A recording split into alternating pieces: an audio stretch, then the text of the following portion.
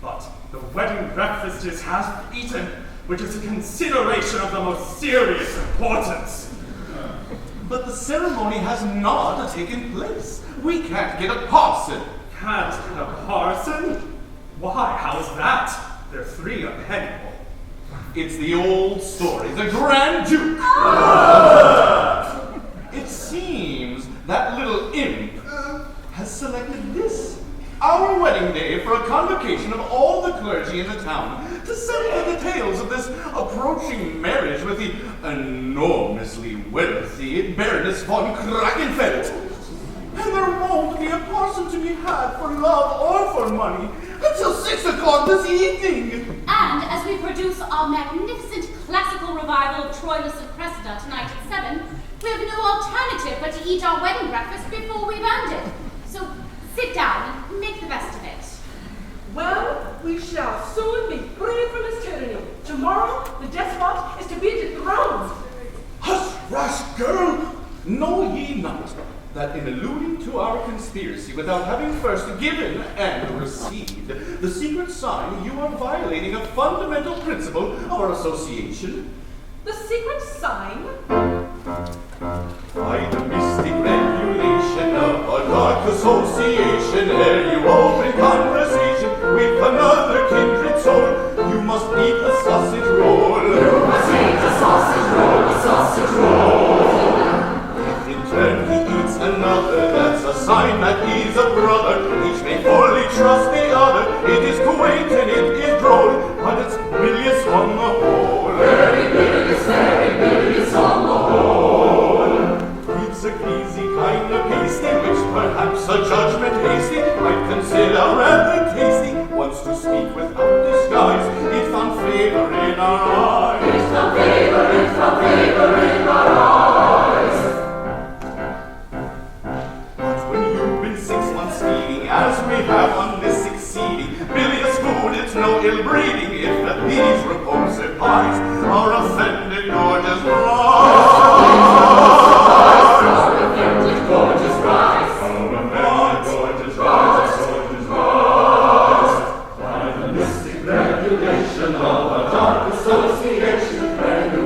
Conversation with another kindred soul. You must eat a sausage roll. You must eat a sausage roll, a sausage roll, a roll, a sausage roll, a sausage roll, a roll, a roll, a sausage roll, a sausage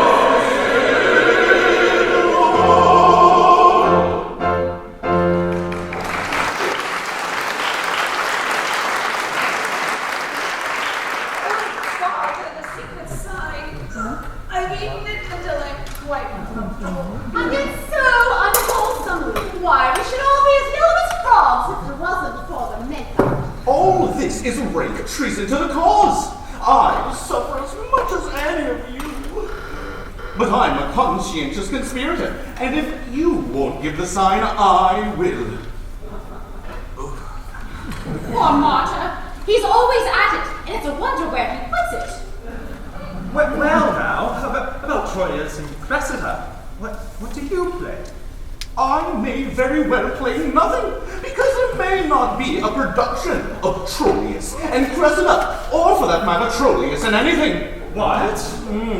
It had been confidently predicted that my appearance as King Agamemnon in a Louis XIV's wig would mark an epoch in the theatrical annals of Pfennig Hadpfennig.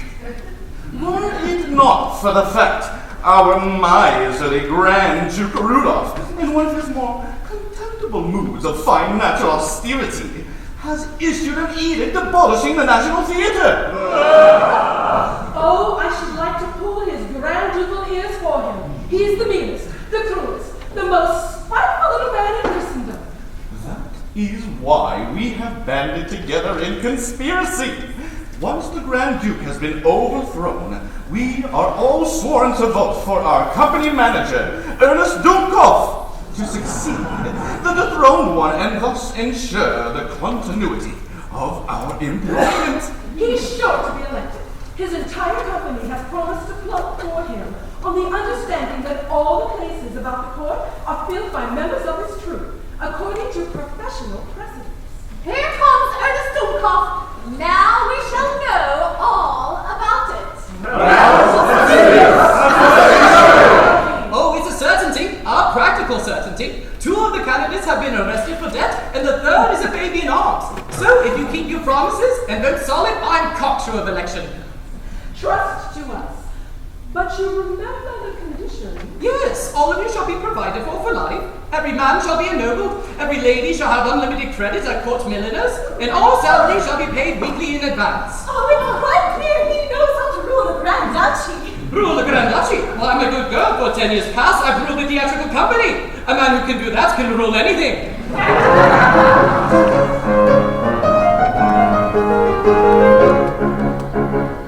Were I a king in very and had a son in guidance in probable succession,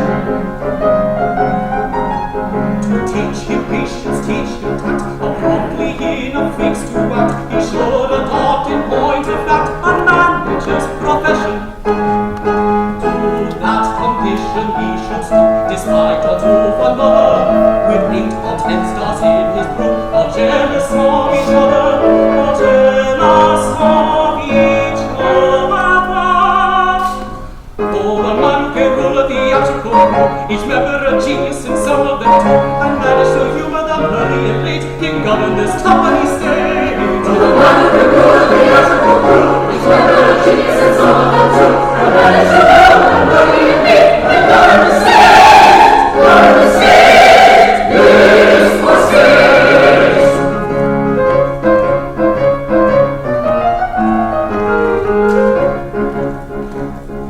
They and me rehearsals light, they say it'll be alright at night, they both to go to school yet. The each act must change the dress, he will attempt to swear the press, he will play Romeo unless his grandmother plays Juliet. Death claims or Hoydens as her rights, she played them 30 seasons, and she must show herself in tight, for 2 convincing reasons, to very well she reasons. Though the man can drive a theatrical team, with wheelers and dealers in honor supreme, can govern and rule with a wheel of his spin, all the human and non-including. For the man who can drive a theatrical team, with wheelers and dealers in honor supreme, can govern and rule with a wheel of his spin, all the human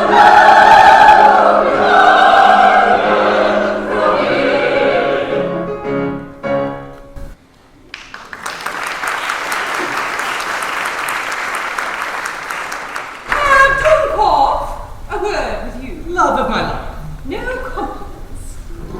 I desire to speak with you on a purely professional matter, so we will dispense with allusions to your feelings for me, which can only widen the breach which already exists between us. I only hope shattered. I understand that in another day, Rudolph will be finished. The continuity of the National Theatre will be assured, and you will be Grand Duke. Yes. And the post about the court will be filled by members of your theatrical troupe according to their professional precedents. Yes. Then this raises a very serious question. Yes. Why, Mr. Dunkhoff, don't you see that as your leading lady, I am under contract to play the leading part in all your productions? Yes. Well, the leading role in the overthrow of the Grand Duke Rudolph has to be the Grand Duchess. Oh, my wife. That is another way of expressing the same idea. Madam Jellicoe, I shall be delighted to appear opposite you for the rest of my life. I was not interested in the supporting players. I was interested in Papa. Of course you were, of course you were. The Grand Duchess. What an opportunity. All those seasons, cheap pantomimes, those years in tatty-crawling companies, those second leads, and provincial revitals. All were mere preparation for this one leading role. But what about the breach that already exists between us? That is personal. But considering your tremendous dislike for me and your... Throughout my career, Mr. Dunkhoff, I have made it a rule never to allow my private feelings to interfere with my professional peaceful day may be. Well, if you prefer, we could always. So, the career comes first. For years I have prayed for such a heart, and now that it is in my grasp, I will devour anyone who tries to come and take it from me.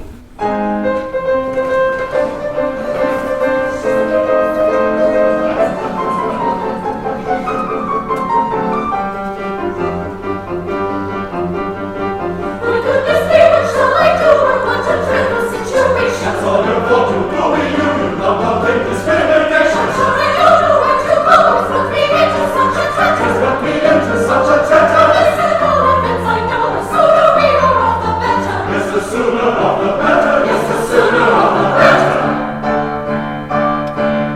What means this agitato? What ye seek? As your Grand Duke elect, I bid you speak. 10 minutes since I met a chap who bowed his salutation. Thinks I, this gentleman, mayhaps belong to our association.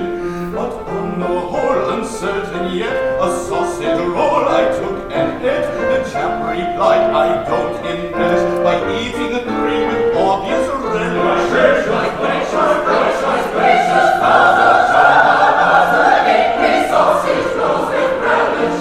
Your Java could eat me sausage rolls with relish. Then reassured I let him know our blockage incident explaining. That stranger chuckled much as though he thought we had been entertaining. I told him all both bad and good. I paid him a call, he said he would. I added much, the more I muttered, the more that chuckling a chummy chuckled. Tackles at the center, that the seaweed roared. In a jar of ours, if he chuckled. It could be a jar of ours, if he chuckled. Well, as I bowed to his applause, dropped down he with his every bellow. And that seemed right enough, because I am a devilish funny fellow. But then suddenly, as still he squealed, it flashed on me that I'd reveal a plot with all the details effective. To Grand Duke Rudolph's own detective.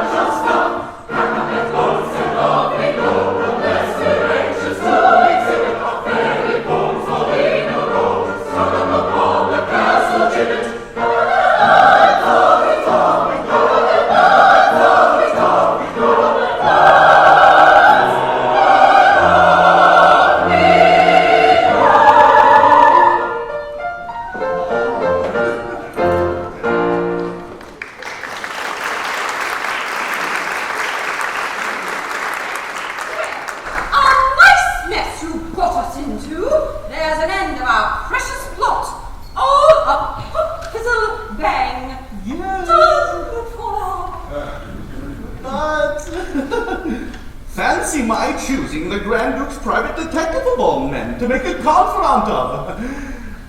When you come to think of it, it's really devilishly funny. When you come to think of it, it's extremely injudicious to admit it to a conspiracy every pudding-headed baboon who presents himself. Yes, I should never do that. Ludwig is far from being a baboon. Oh, poor boy, he could not help giving us away. It's his trusting nature. He was deceived. His trusting nature? See what you've done. Oh, but, my dear sir, you don't seem to understand that the man ate 3 sausage rolls. Keep that fact steadily before you. 3 large sausage rolls. Bah! Lots of people eat sausage rolls who are not conspirators. Then they shouldn't. It's bad form. It's not the game. What are you grinning at, you greedy old man? Nothing. Don't mind me. It is always amusing to the legal mind to see a parcel of laymen puzzling themselves about a matter which to a trained lawyer presents no difficulty whatever. None whatever. The way out of it is quite simple. Certainly. Now, attend. In the first place, you two men fight a statutory duel. A statutory duel? Never heard of such a thing. It is true that the practice has fallen into abeyance through disuse, but all laws of Pfennig Hauptpfennig run for 100 years, and then they die a natural death, unless, in the meantime, they have been revived for another century. The act that institutes the statutory duel was passed 100 years ago, and as it has never been revived, it expires tomorrow, so you're just in time. But what is the use of talking to us about statutory duels when we none of us know what a statutory duel is? Don't you? Then I'll explain.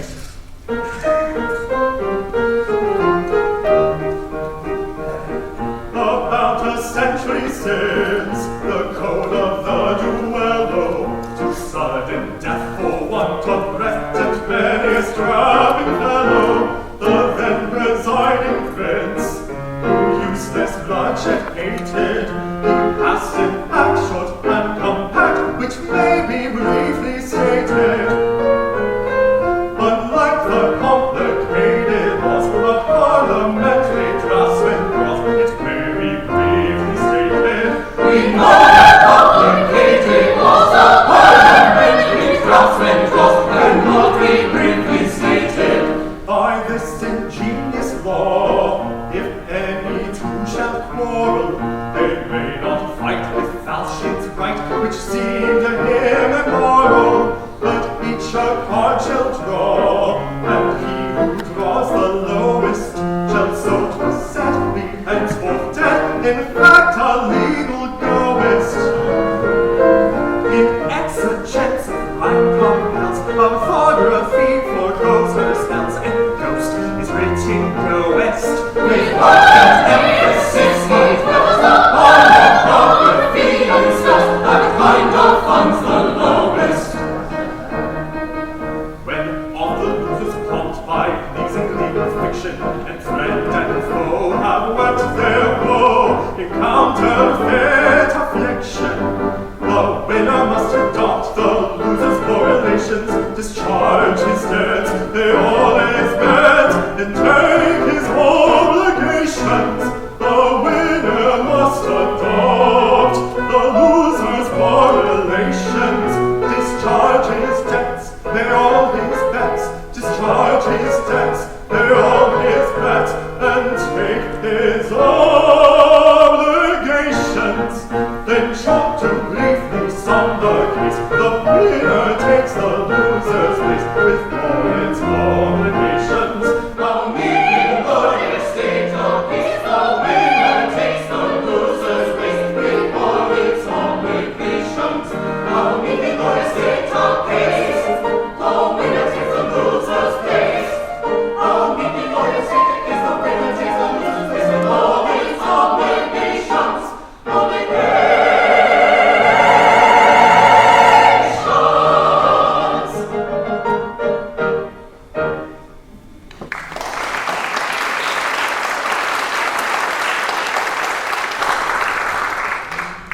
I see. The man who draws the lowest card Dies! Ipso facto a social death. He loses all his civil rights, his identity disappears. The revising barrister expunges his name from the list of voters, and the winner takes his place, whatever it may be, destroys all his functions and adopts all his responsibilities. This is all very well as far as it goes, but it only protects one of us. What's to become of the survivor? Yes, that's an interesting point because I might be the survivor. The survivor goes at once to the Grand Duke and, in a burst of remorse, denounces the dead man as the moving spirit of the plot. He is accepted as king's evidence and, as a matter of course, receives a free pardon. Tomorrow, when the law expires, the dead man will ipso facto come to life again, The revising barrister will restore his name to the list of voters, and he will resume all his obligations as though nothing unusual had happened. When he will at once be arrested, tried, and executed on the evidence of the informer. Candidly, my friend, I don't think much of your plot. Dear, dear, dear, the ignorance of the laity. My good young lady, it is a beautiful maxim of our glorious Constitution that a man can only die once. Death expunges crime, and when he comes to life again, it will be with a clean slate. It's really very ingenious. Oh, my dear sir, we owe you our lives. Oh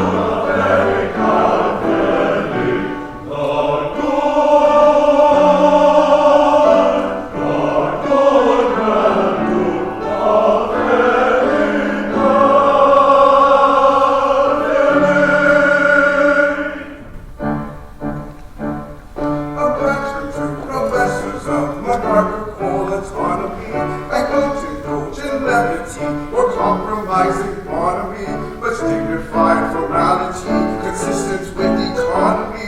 Above all other virtues, I particularly prize. I never join in merriment, I won't see joke or chink any. I never tolerate familiarity and chimpany. This joins with an extravagance, respect for tuppence halfpenny, a keynote to my character, sufficiently supplies. Observe my snuff box. Snuff box? That incident a keynote to my character supplies. I weigh out tea and sugar with precision mathematical. Instead of beer, a penny each. My orders are emphatical. Extravagance unpardonable, any more than I can call. But on the other hand, my ducal dignity to keep. A courtly ceremonial to put it comprehensively. I rigidly insist upon what I hope offensively. Whenever ceremonial can be practiced inexpensively. And when you come to think of it, it's really very cheap. Observe my handkerchief. Handkerchief! Handkerchief. Handkerchief! Handkerchief. Handkerchief.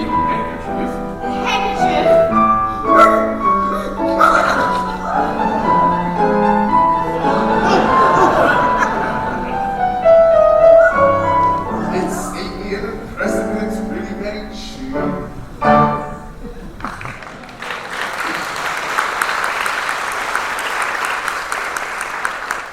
My Lord Chamberlain, as you are aware, my marriage with the wealthy Baroness von Krakenfeld will take place tomorrow, and you will be good enough to see that the rejoicings are on a scale of unusual liberality.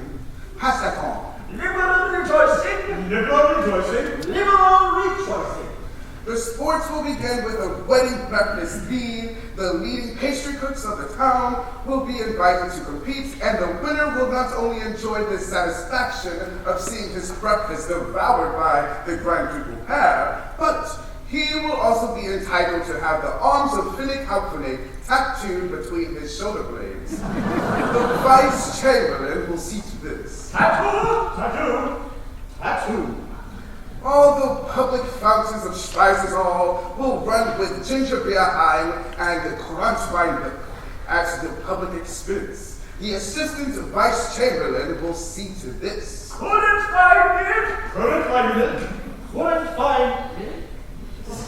At night, everybody will illuminate, and as I have no desire to tax the public funds unduly, this will be done at the inhabitants' private expense. The Deputy Assistant Vice Chamberlain will see to this. Illuminate! Illuminate! Illuminate! All my Grand Ducal subjects will wear new clothes, and the Sub-Deputy Assistant Vice Chamberlain will collect the usual commission on all sales. Commission! Commission! Done. Wedding presents, which on this occasion should be on a scale of extraordinary magnificence, will be received at the palace at any hour of the 24. And the temporary Sub-Deputy Assistant Vice Chamberlain will sit up all night for this purpose. Wedding presents! Wedding presents? Wedding presents. The entire population will be commanded to enjoy themselves. And with this view, the acting temporary Sub-Deputy Assistant Vice Chamberlain will sing comic songs in the marketplace from morn to nightfall. Comic songs! Comic songs? Comic songs!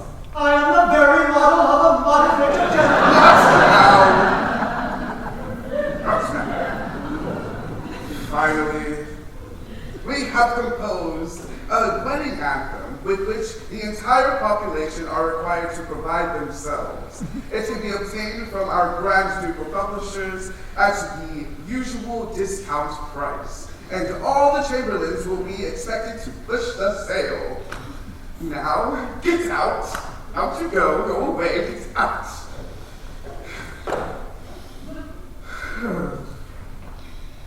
I don't feel at all comfortable. I hope I'm not doing a foolish thing and getting married. After all, it's a poor heart that never rejoices. And the wedding of mine is the first little treat I've allowed myself since my christening. Besides, Caroline's income is very considerable. And as her ideas of economy are quite on par with mine, it ought to turn out well. Bless her tough old heart. She's a mean little darling.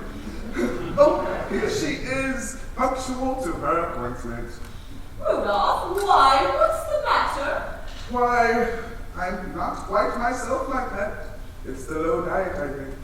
I am afraid, after all, I shall have to take the bull by the horns and have an egg with my breakfast. I shouldn't do anything rash, dear. Begin with the jujube. I'll keep it for supper. It may save me the price of a meal, and I'd rather have the price of a meal than the meal. What do you do, love? Yes, love.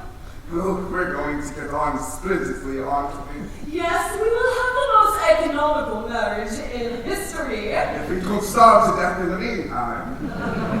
What's that?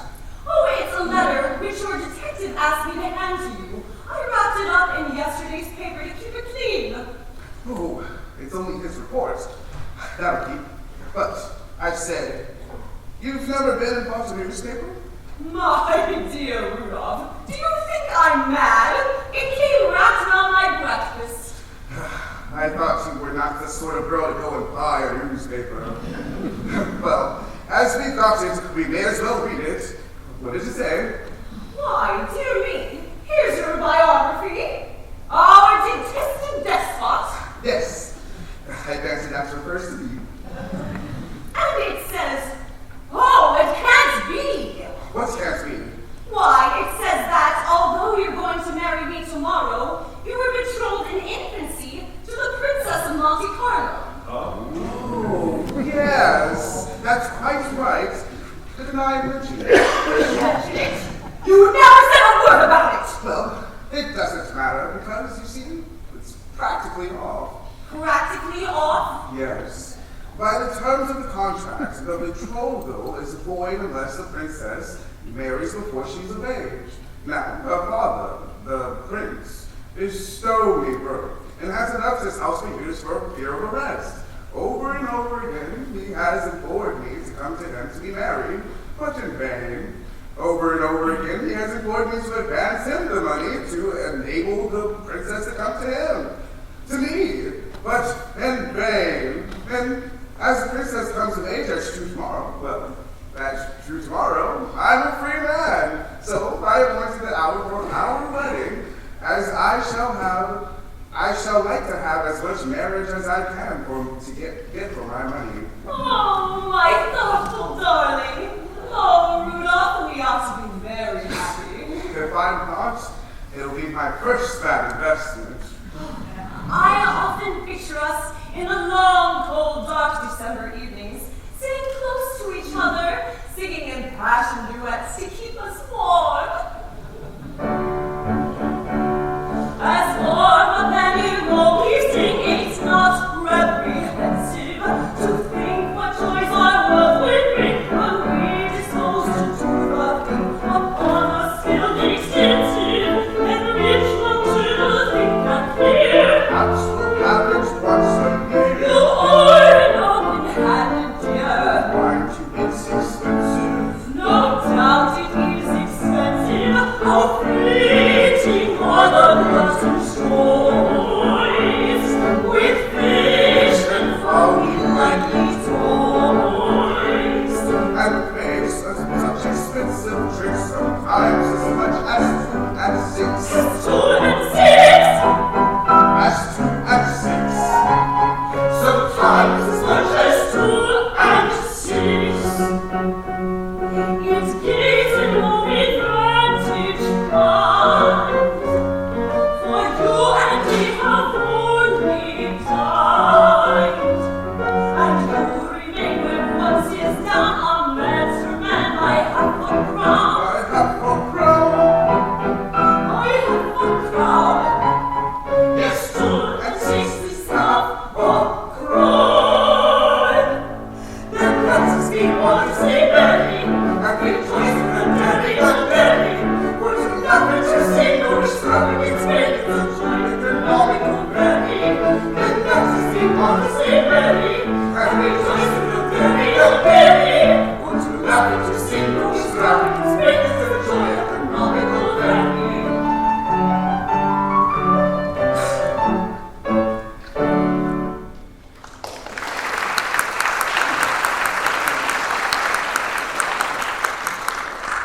now for my detective's report. What's this? Another conspiracy? A conspiracy to oppose me?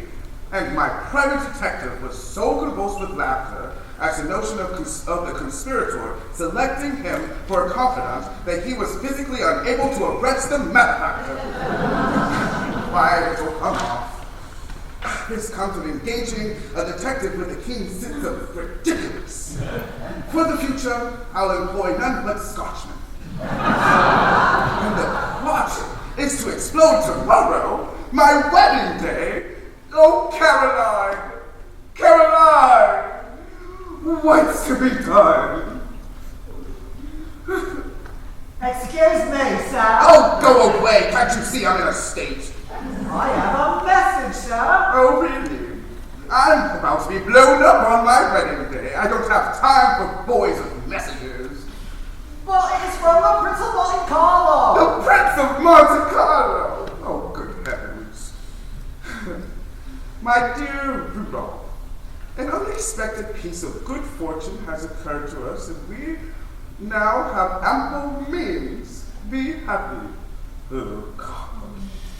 We look forward to greeting you on the morrow. Francesca is blushing violently, but otherwise in good health. You will find her much changed, a bit stouter, I think, but on the whole, a much fairer woman than when you last met. A herald will herald our rival, the Prince of Monte Carlo. He looks forward to greeting me on the morrow. But I'm already engaged to marry somebody else tomorrow. This is perfectly frightful. And I'm supposed to be blown up tomorrow as well. What do I do? I don't know. I'm going to be ill. That's what I'm going to do. I'm going to be very ill indeed.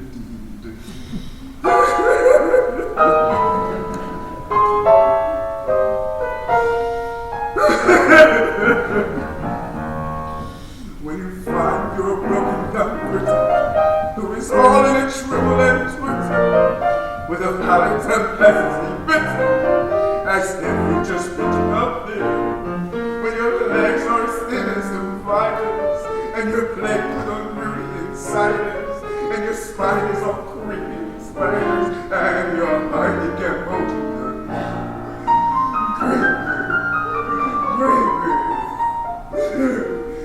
When you've got behind in your head, and a sewing machine in each ear, and you feel like you've eaten your bed, and you've got a bad headache, a headache down.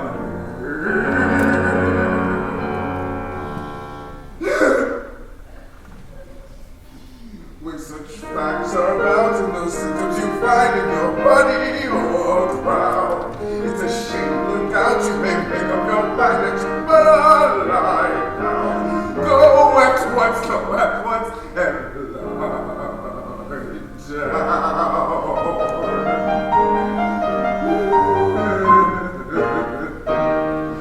When your lips are smeared like tallow, and your tongue is decidedly yellow, with a pint of warm blood in your swallow, and a pound of tin tacks in your chest, when you're down in the mouth with the vapors, and all over your Morris wallpapers, black beetles are cutting their capers, and crawly things never at rest.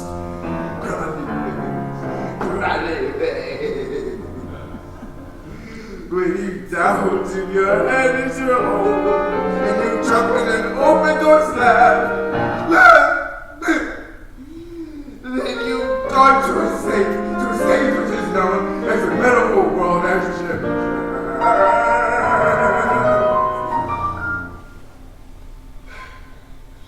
If such symptoms you find in your body or head, they're not easy to quell. You may make up your mind when you're better in bed, or you're not at all well. No, you're not at all well. Now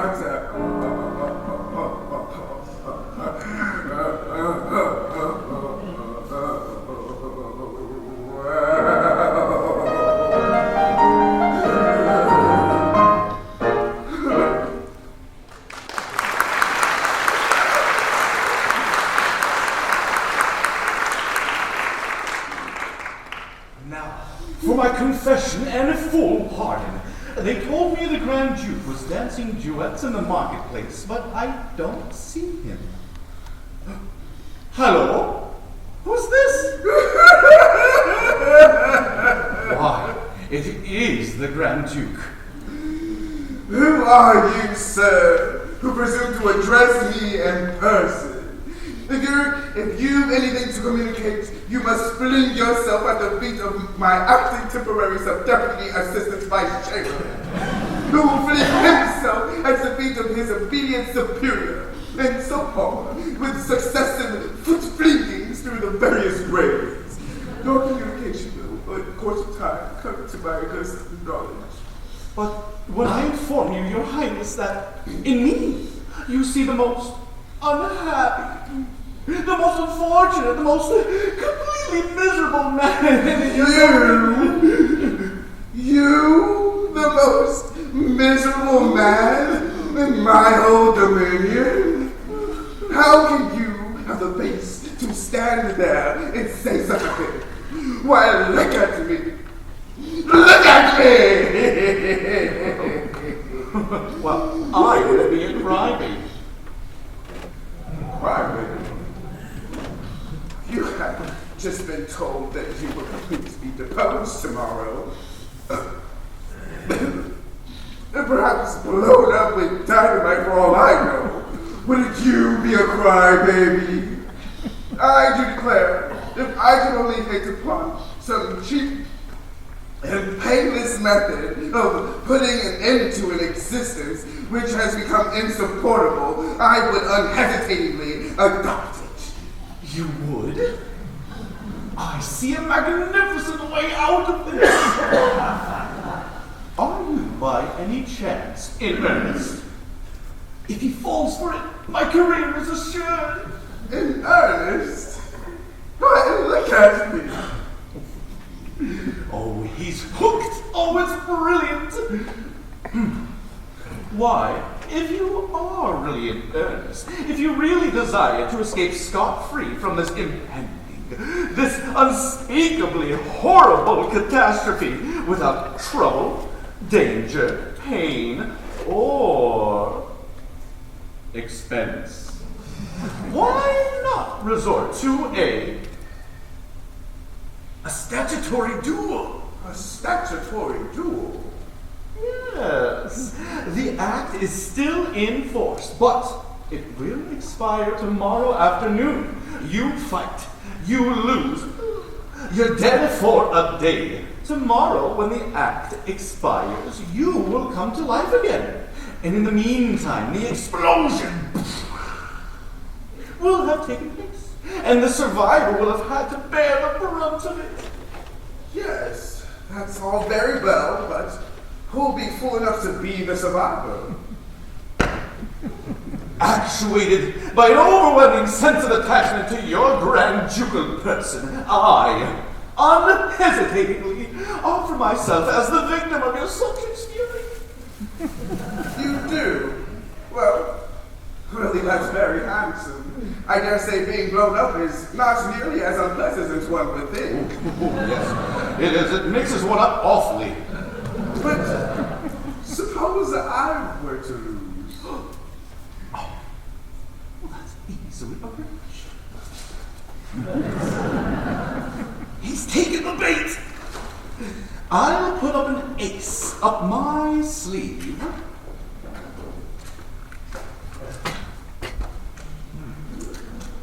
And then you'll put a king up yours. When the drawing takes place, I shall seem to draw the higher card, and you the lower. And there you are.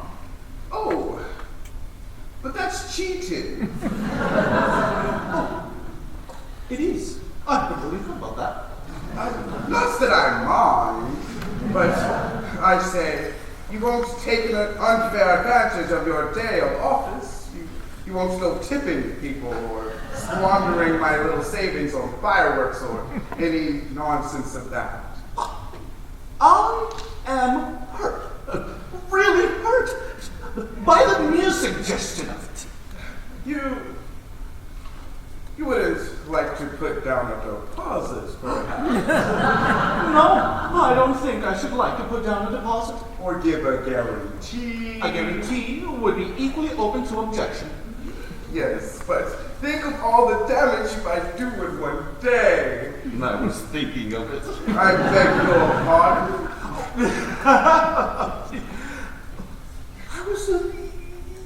I was mumbling. Now look, I'm not going to stand here all day and wait for you to make up your mind. Do you want to avoid being blown up tomorrow, or don't you? Yes, I do. Well, then let's get on with the statutory duel. You get no guarantee. Very well. I suppose you must have it your own way. Good. Now, if you want all your subjects to believe that we are in earnest about this statutory duel, I think we ought to have a devil of a quarrel right now. Yes, a devil of a quarrel. Just to give color to the thing, shall I give you a sound of direction before all the people say the word? It's no trouble. No, I think not. Though it would be very convincing, and it's extremely good and thoughtful of you to suggest it. Still, a devil of a quarrel. Oh, a devil of a quarrel! But first, we ought to summon the people. Then let us summon them.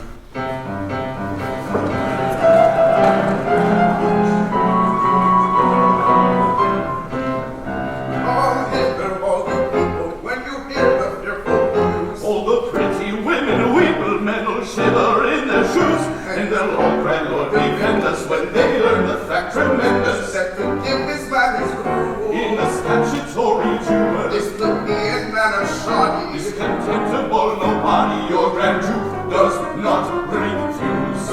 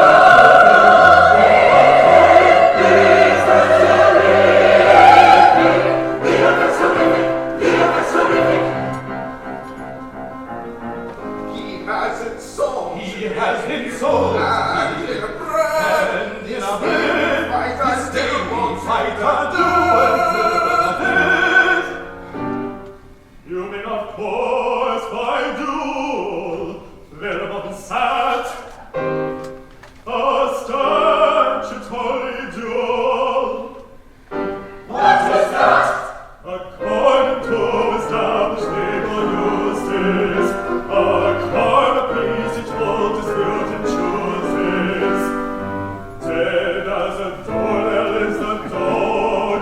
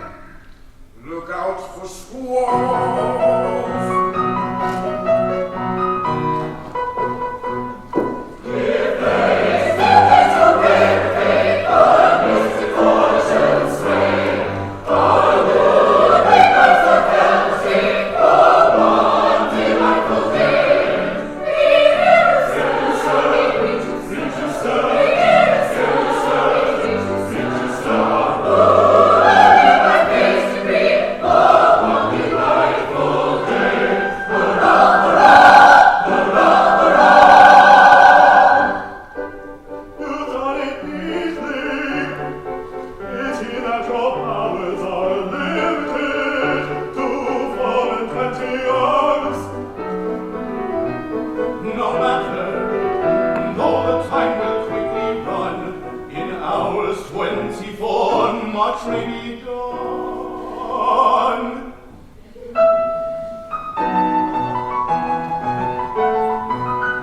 Oh, a monarch who boasts intellectual graces can do if he likes a good deal in a day, and with all his frantic conspicuous places with plenty to eat and with nothing to pay. You tell me no doubt with unpleasant grimaces, tomorrow deprived of your ribbons and laces, you get your dismissal with very long faces. But wait on that topic, I've something to say, I've something to say, I've something to say. There's something to say. Oh, we shall be married and melt in a second in one of the sunshine where we get up our way by a pushing and like a that energetic, a very big, it may be done in a day. Oh, yes, only the dragon is not in a second in one of the sunshine where we get up our way by a pushing and like a that energetic, a very big, it may be done in a day. For instance, this measure his ancestors drew it, the law against jewels tomorrow will die. The Duke will revive and he'll certainly rule. He'll give you what for and he'll let you know why. But in 24 hours this time to renew it, with a century's life and the right to imbue it, it's easy to do it. By jingo, I'll do it. It's done! Till I perish, your monarch am I, your monarch am I, your monarch am I. No, I do not pretend to be very pathetic. I fancy you know what you're going to say. By a pushing young monarch, a turn energetic, the very great thing may be done in a day. Oh, it's simply a cracky, it's power prophetic, it's perfectly right. You're going to say by a pushing young monarch, a turn energetic, the very great thing may be done in a day.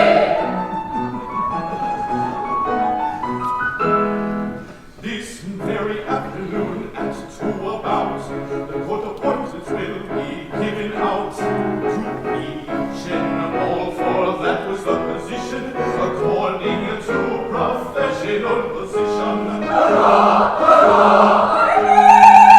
What's the matter? According to professional position, According to professional position. then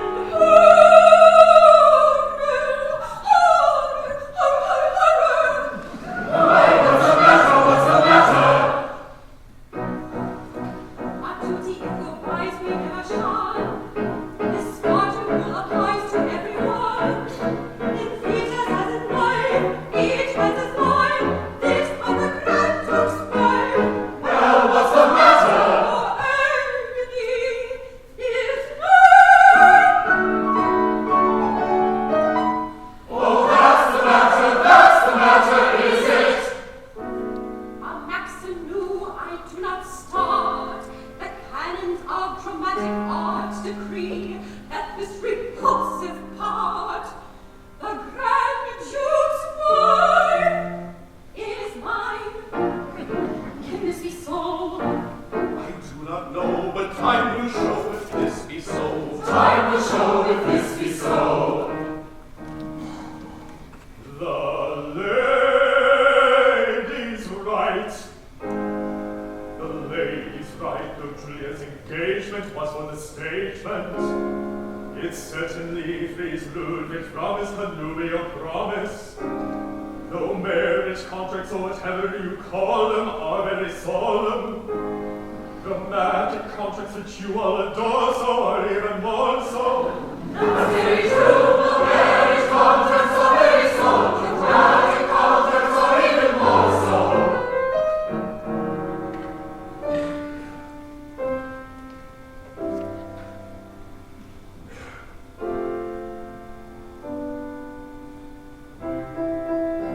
The time is past, my hopes have vanished. Farewell, O past, to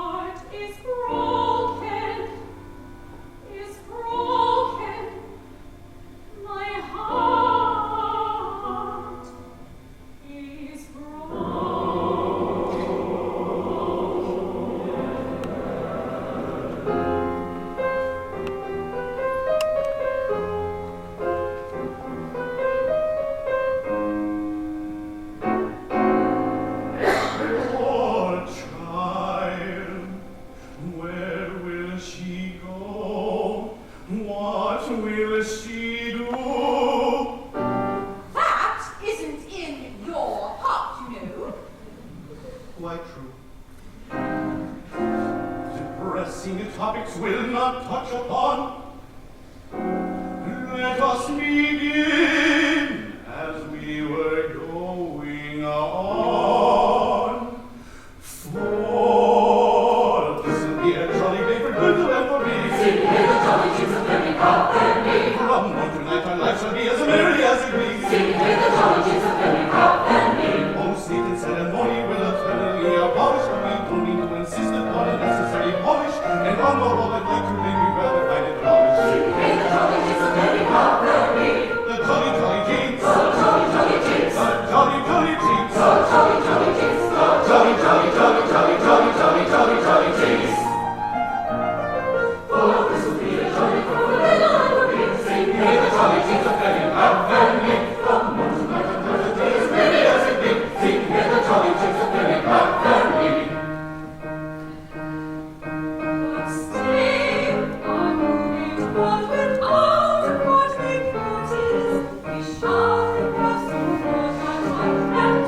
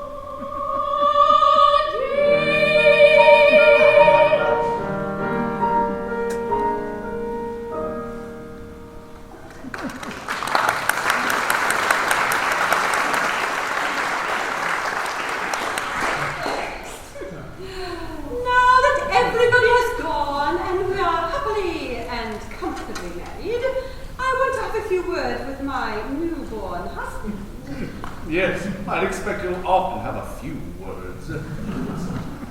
Well, what is it? Why, I've been thinking that as you and I have to play our roles for life, it is most essential that we should come to a definite understanding as to how they shall be rendered.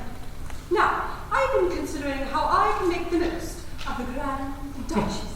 Have you? Well, if you'll take my advice, you'll make a very fine part of it. Why, that's quite my idea. I shouldn't make it one of your hoity-toity vixenous Biagos. You think not? Oh, I'm quite clear about that. I should make her a tender, a gentle, submissive, affectionate, but not too affectionate, wife. Timidly anxious to coil herself into her husband's heart, but kept in check by an awestruck reverence for his exalted intellectual qualities and his majestic personal appearance. Oh, that is your idea of a good part. Yes, a wife who regards her husband's slightest wish as an inflexible law, and who ventures but rarely into his august presence, unless, which would happen seldom, he should summon her before him, a crushed, despairing violet, whose blighted existence would culminate all too soon in a lonely and pathetic death scene. A fine part, my dear. Yes, and there's a good deal to be said for your view of it. Now, there are some actresses whom it would fit like a glove. No, I wish I'd married one of them. But you see, I must consider my temperament. For instance, my temperament would demand some scenes of justifiable jealousy. Oh, there's no difficulty about that. You shall have them. With a lovely but detested rival, Ooh, I'll provide the rival. whom I should stab. Stab! Stab! Oh, I wouldn't stab her. It's been done to death. You, after all, are not the object of my affections. It is the role as your Grand Duchess, for which I am giving up all chances of happiness, and therefore to give some kind of outlet to my thundering emotions, which, in a lifetime of marriage to you, will, I expect, be stifled to the exploding point. There must be someone else upon whom they may be vented. And upon who better could they be vented than a rival? Another leading lady, an awesome, overpowering, tyrannical woman who presumes that she too has some claim upon your hand. I would claw to ribbons before your very eyes.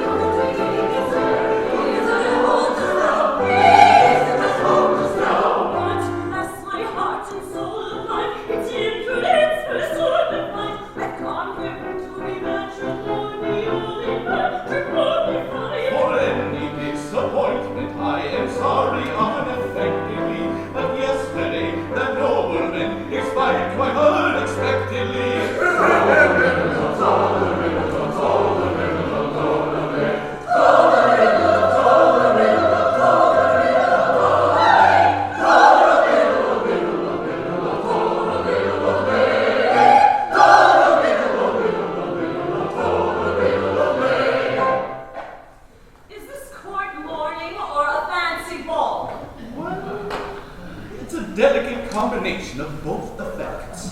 It is intended to express inconsolable grief for the late Grand Duke and ebullient joy at the accession of his successor. I am his successor. Permit me to present to you my Grand Duchess. Your Grand Duchess? Oh, Your Highness! Old from? A recent creation, probably. Well, we were married only half an hour ago. Exactly. I thought she seemed new to the position. Ma'am, I don't know who you are, but I flatter myself I can do justice to any part on the very shortest notice. My dear, under the circumstances, you are doing admirably, and you'll improve with practice. It's so difficult to be a lady when one isn't born into it. Am I to stand this?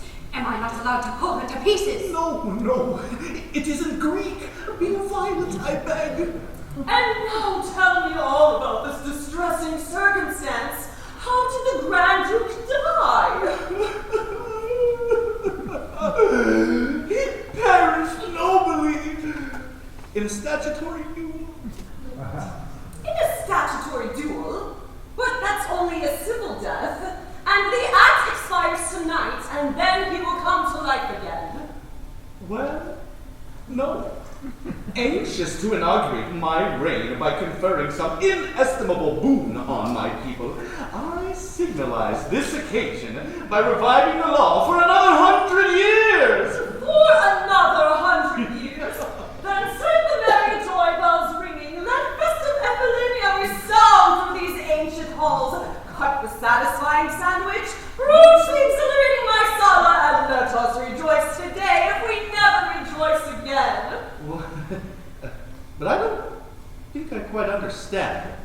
We've already rejoiced a good deal.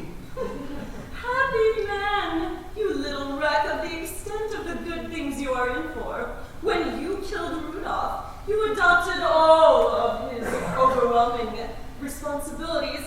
Know then that I, Karen von Krakenfeld, am the most overwhelming of them all. But stop. I've just been married to somebody else. Yes, ma'am. To somebody else, ma'am. Do you understand, ma'am? To somebody else. Don't keep this young woman quiet. She fidgets me. Fidgets you? Be violent, a crushed, despairing violet. Do you suppose I intend to give up a magnificent part without a struggle? You may struggle for 100 years, my dear. The Grand Duke, whoever he is, belongs to me. I do not know what claim you may have to his hand, but my claim is founded upon the law, and there is no right which may supersede that, my darling. I'm afraid she's right, my dear. So step aside, little one. The title of Grand Duchess will be mine. Let us go to the parson. Now wait till the wedding we go, Sullivan will chariot tears. No kind of reasons we show to my unmarried peers. That joy doesn't go to be flown with sun, impetuous tears. To our wedding we'll hear that we go to Sullivan, no chariot tears. To the wedding we go, so summons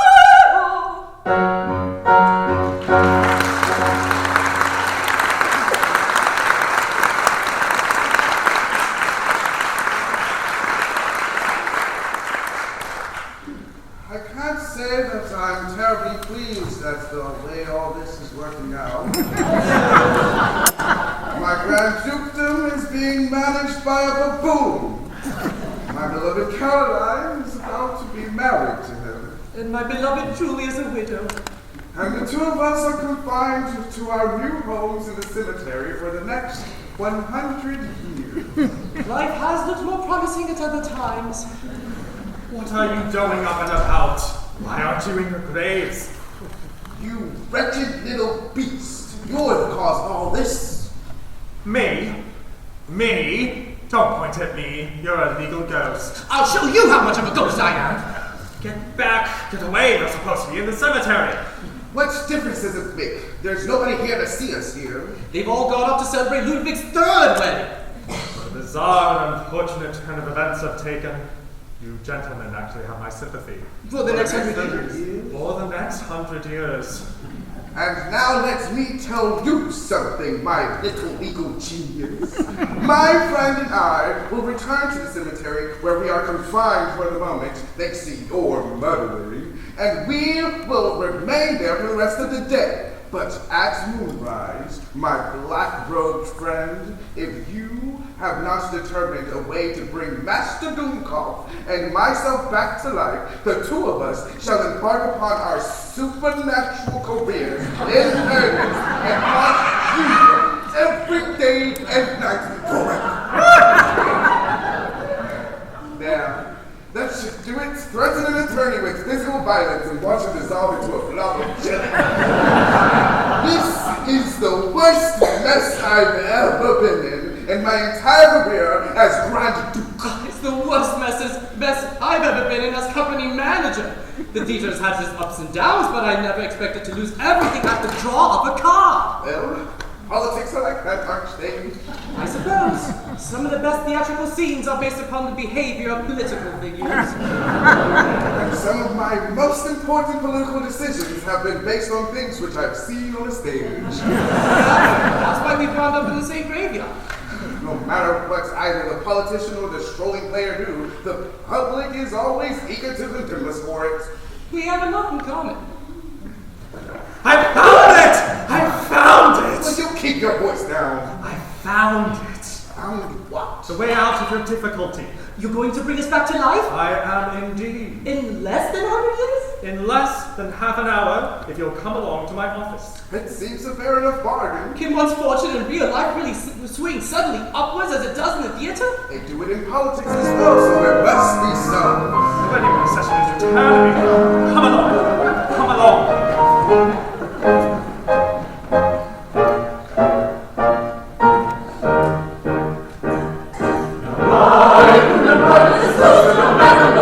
Champagne, let us make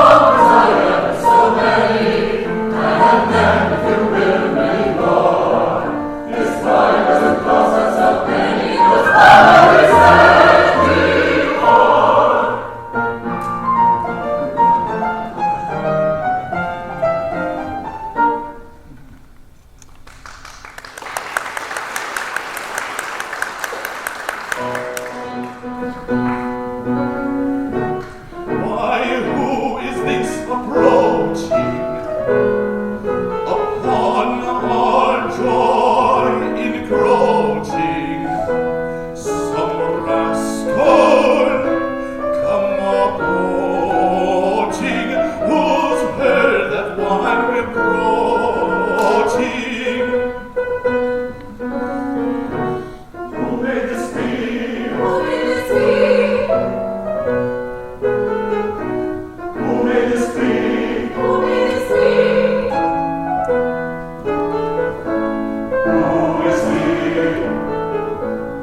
Who is he? Who is he?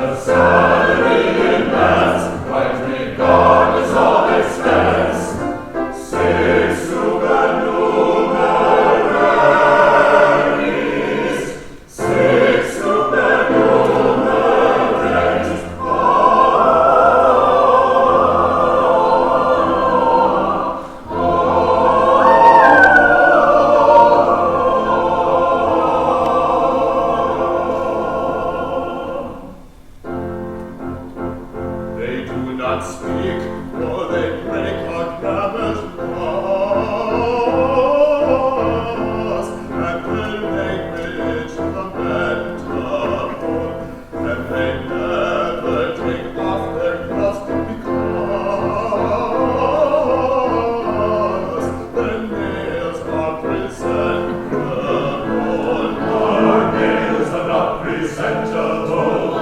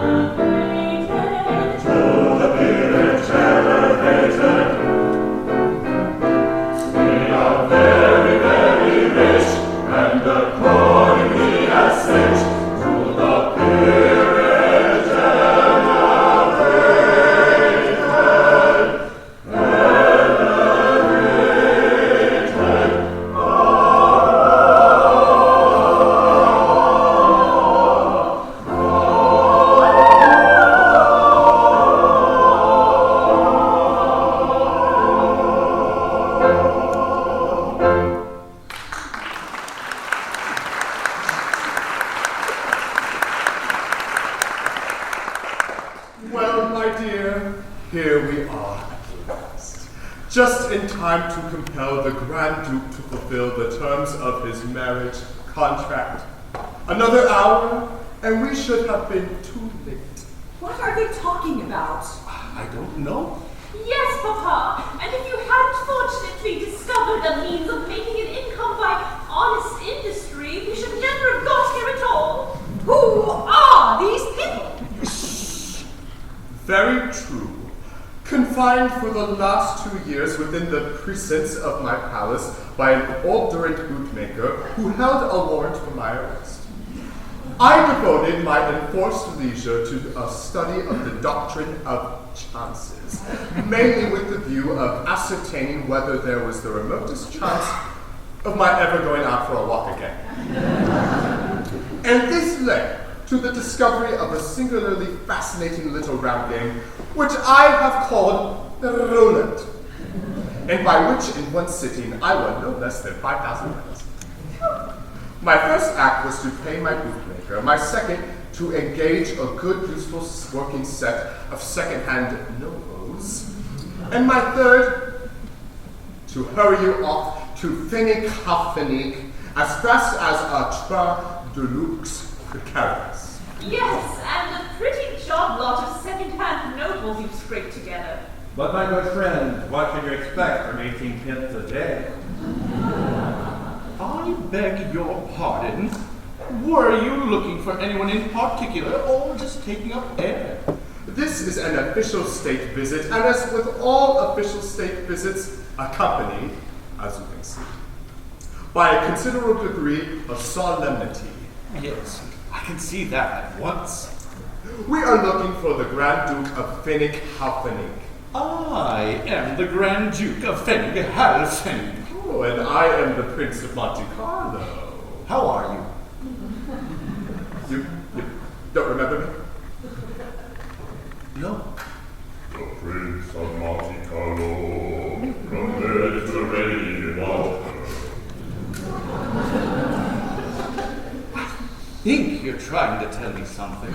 Yes. And I gather that you perhaps have not completely grasped the situation. Not altogether. Ah, then. I'll give you a lead over. I am the father of the Princess of Monte Carlo. Doesn't that convey any idea to the Grand Ducal mind? No? Very well. Never mind. Try it. This is the daughter of the Prince of Monte Carlo. Do you take? No, not yet. Go. Don't give it up. I dare say it will come presently. Very well. Never mind. Try again. 20 years ago, little Dottle, happy father, yours and hers. Proud mother, yours and hers. Ha! Now you take. I see you do.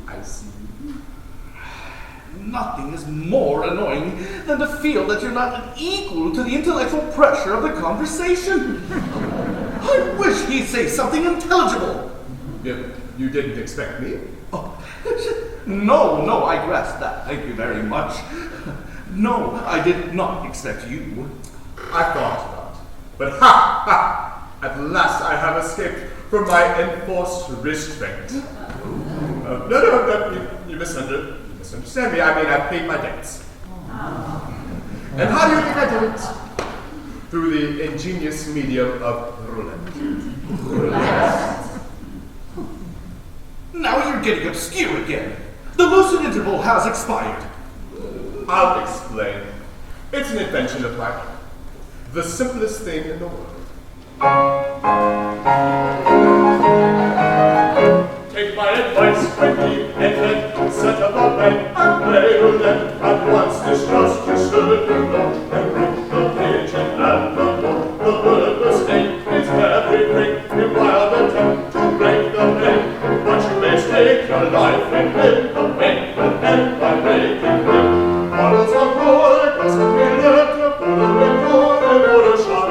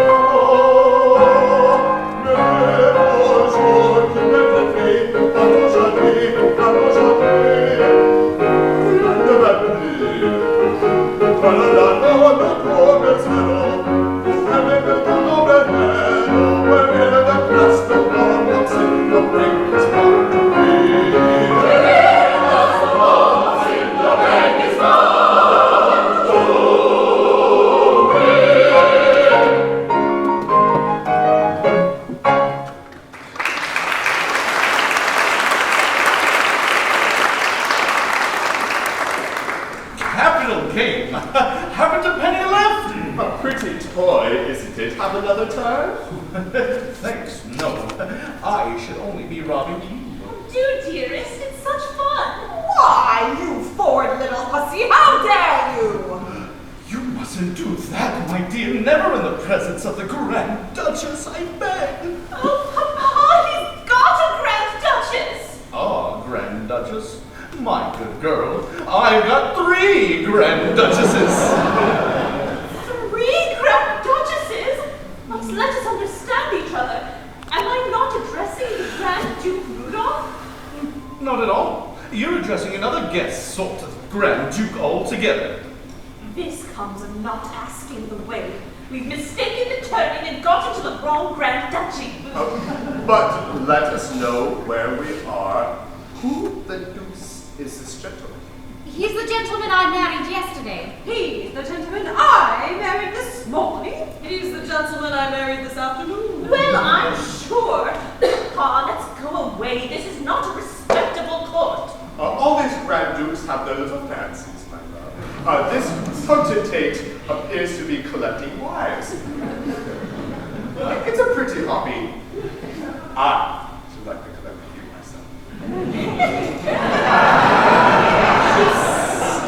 This is a charming specimen, an antique, I should say, of the early Merovingian, if I'm not mistaken. And here's another, a Scotch lady, I think. And a little one for me. 2 half-quarters and a make-weight. Have you such a thing as a catalogue of the museum? But this is getting serious. If this is not Rudolph, the question is, where in the world is he? No, the question is, where out of the world is he? And that's a very curious question, too. What do you mean?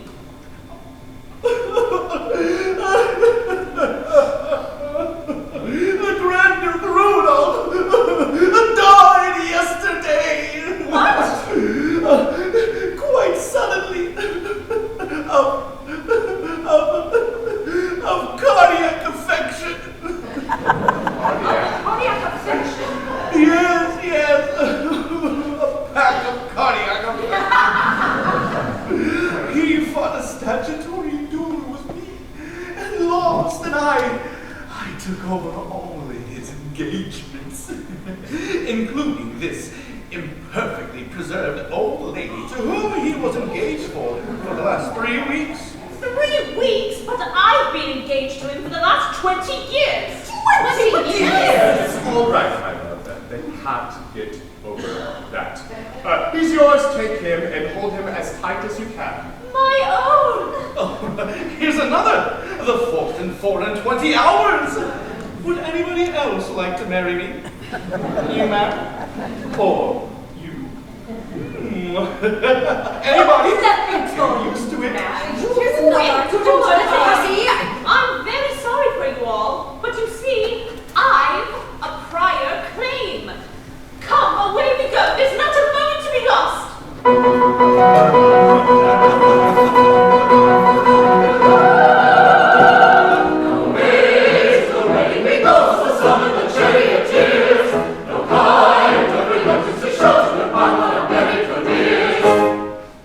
Away!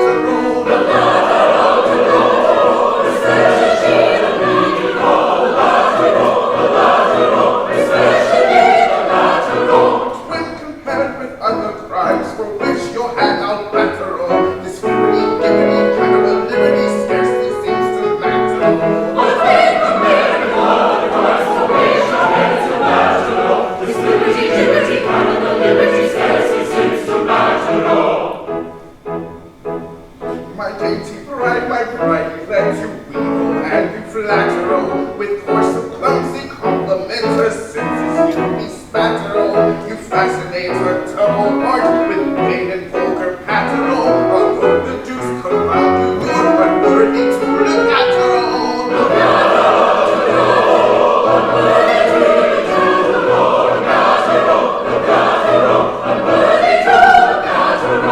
Even this compared with things that drive me mad as catteral. This free journey kind of a liberty scarcely seems to matter.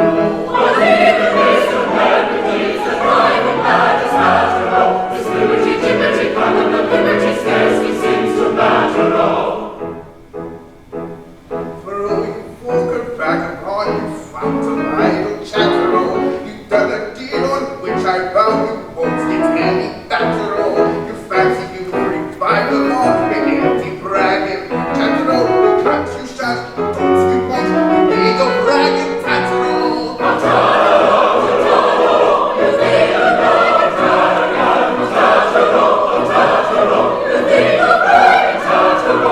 This will suffer agonies like rats who clutch a ratteral.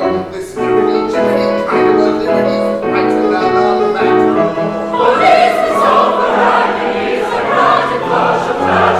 This liberty kind of a liberty stands to la la lateral.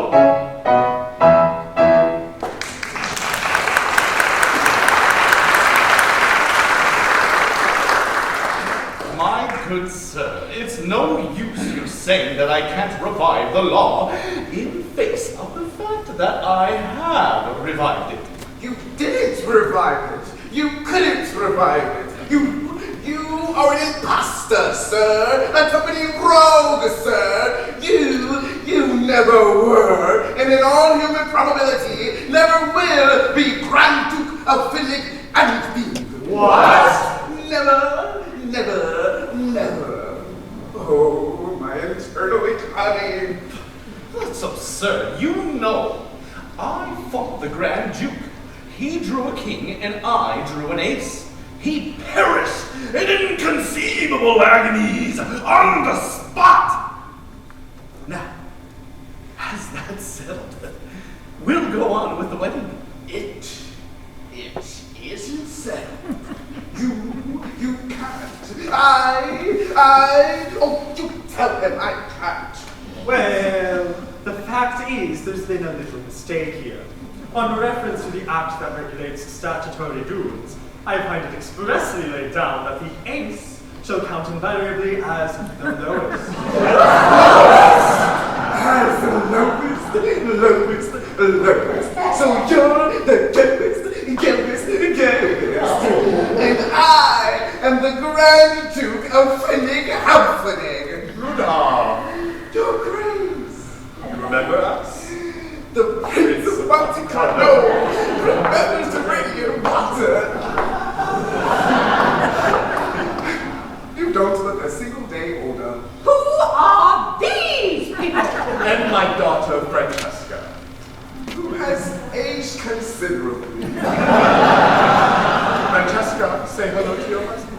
Your husband? Your Grace. Francesca, Who is a young lady of considerable means. I am charmed to meet you. Rudolph?